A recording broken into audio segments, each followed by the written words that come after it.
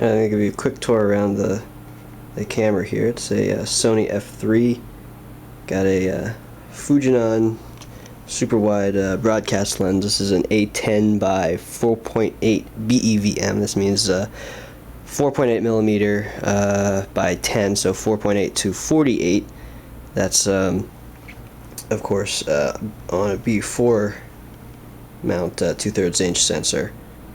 So you have to do the 2.4 times multiplication for the HD by 35 optical converter there, and then that goes to the PL mount.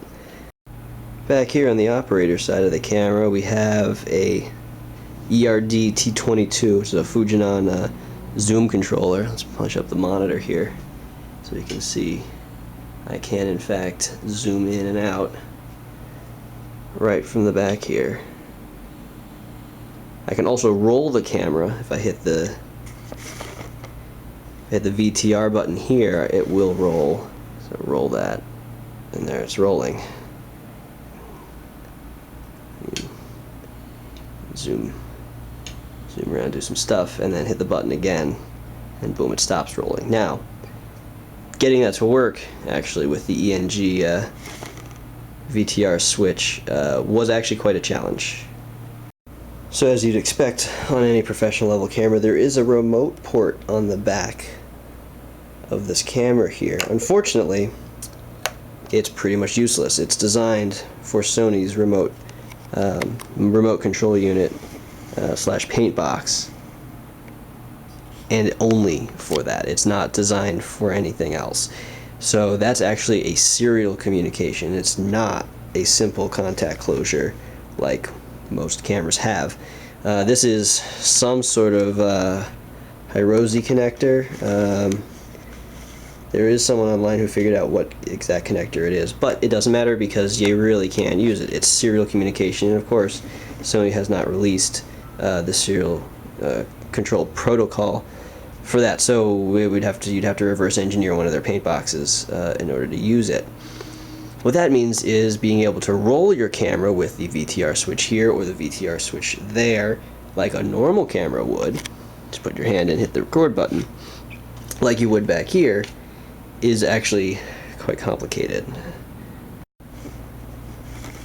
So coming off of this P-tap, which is actually the battery's built-in P-tap, is a nice cable that goes to this, which is a Hirose HR10 connector, which is the standard for ENG cameras.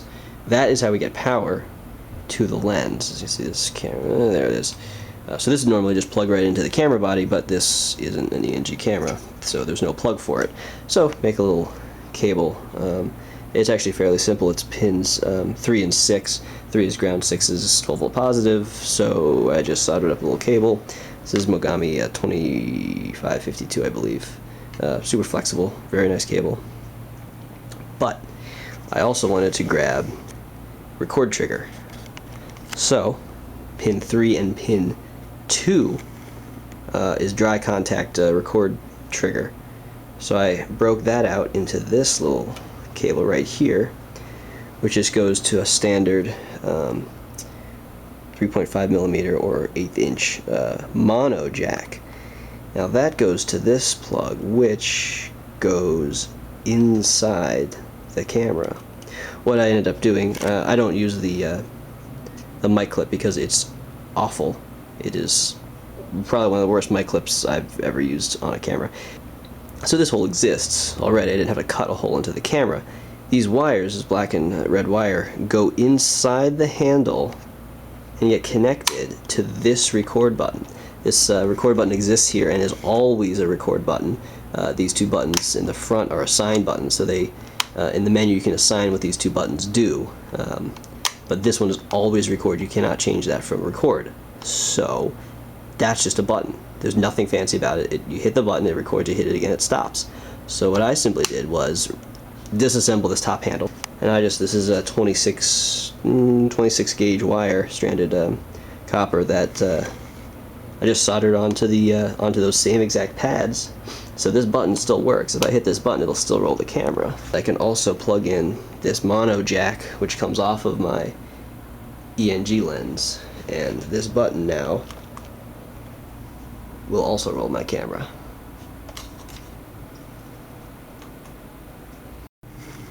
If you have any questions about how I did any of the stuff that I had to custom build on this camera, you can hit my website at edcarlson.com, head on over to the blog, edcarlson.com/blog, see some of the technical details about how I built this this camera and the cables and all the other bits that are needed.